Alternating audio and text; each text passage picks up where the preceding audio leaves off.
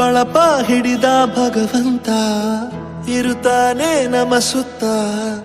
ಅವತಾರ ನಾನಾ ರೂಪವೋ ನಮ್ಮೆಲ್ಲ ಹಣೆ ಬರಹ ತಿದ್ದಿ ಬರೆಯಲು ಕತ್ತಲೆಯಿಂದ ಬಂತ ನಮ್ಮ ಕೈಯ ಹಿಡಿಯುತ್ತ ಕರೆದೊಯ್ದ ಬೆಳಕು ತೋರಲು ದಯವಾಗಿ ಗದರೋದು ನಮ್ಮ ಬೆಳೆಸಲು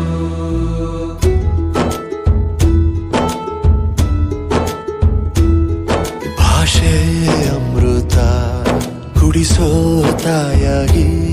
ಭಾಷೆ ಅಮೃತ ಕುಡಿಸೋ ತಾಯಾಗಿ ಭವಿಷ್ಯ ಬರೆವಂತ ತಂದೇನೋ ಆಗಿ ಬರೆವಂತ ತಂದೇನೂ ಆಗಿ ಚಂದದ ಜೀವನ